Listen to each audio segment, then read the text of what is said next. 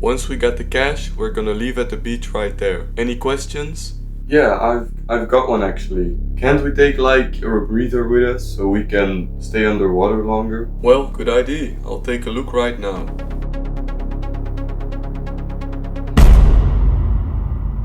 No, we probably won't need it. You can just hold your breath, right? Well, but what about... You can just hold your breath, right?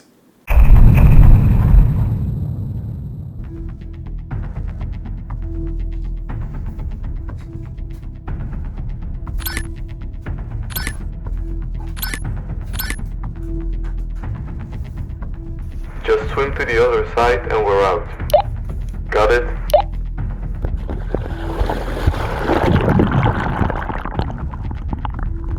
I can't hold my breath any longer.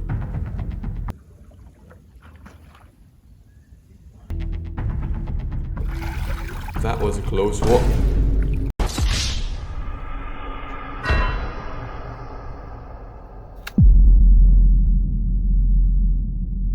Rebreathers are way too expensive. That's why I am making one myself. Here's how. Humans can breathe above water, but they cannot breathe underwater. So we have to bring air underwater with us. But only breathing once underwater would be boring, right? So we need to bring a lot of air with us. But then there is another problem. The air would just float to the top. So what's the point of making a rebreather if you're gonna stay at the surface? Then you're just better off buying a snorkel. So we're gonna compress the air in a much smaller chamber with way less air volume. Only one thing, you cannot breathe compressed air directly because your lungs would just explode. So first you have to put it in a bag of air and then breathe it in. You can keep doing this until your air tank is empty. Let's get started with the video. I started by replacing this weird thing on the hose by an NPT coupler, which is a universal piece people use to connect drainage and gas pipes. Then I drilled a hole in the cap so that the bike valve can be screwed in. I also used some Teflon tape to make sure that no air can escape. I did the same thing for the hose. After that, I sewed the PVC pipe in half. I'm scratching these surfaces with a knife, not because they like it, but so that the glue can go between the scratches and make an even stronger connection between the pipe and the cap. After letting the glue dry for a day, it was time for the first test. It works, but there is a small leak at the point where the pipe and the cap are glued together, so I glued them once more. While waiting for the glue to dry, I grabbed the drinking bag, but there is one problem. There is only one hole in the drinking bag and I also need a separate hole where the compressed air would enter through this tube. So the way I'm gonna do this is by making a small hole in the bag and sandwiching the bag between two 3D printed pieces so that it remains airtight. So I let my 3D printer do its work.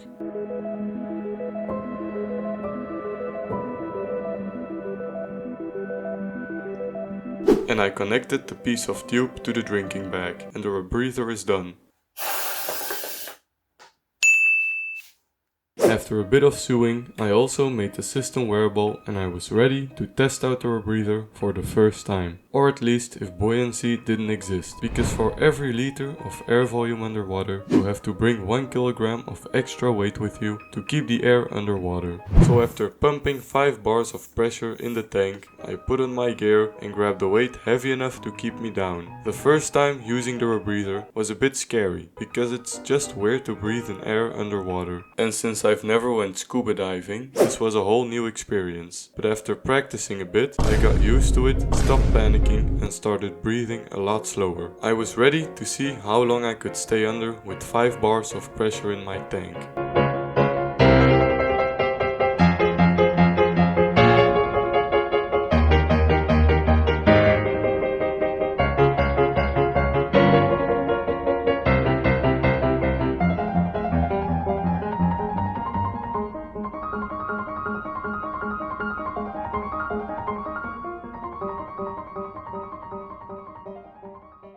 The answer is about 3 minutes, which is not bad, but right when I wanted to put some more pressure in, some very Belgian weather was coming our way.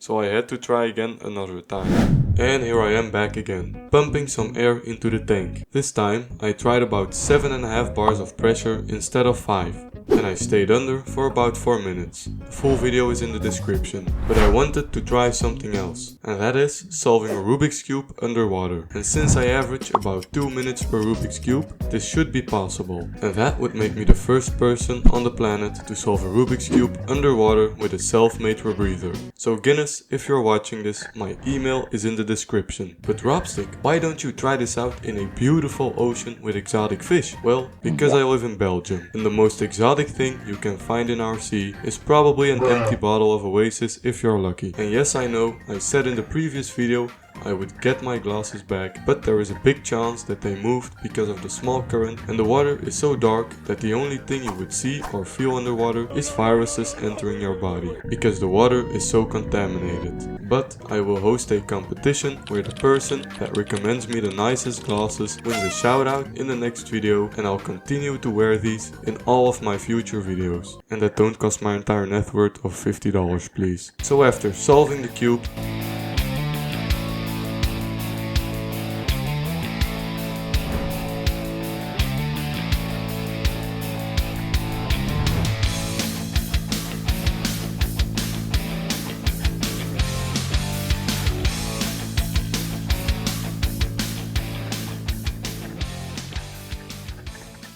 my duty was complete, and I was pretty happy with the result, considering I only spent about $65 to $70 to make this. Only one important thing: if you want to try something like this, always fill your tank with an oil-free compressor or pump, because it's harmful for your lungs and it eliminates the risk of the American government raiding your house at 3 AM.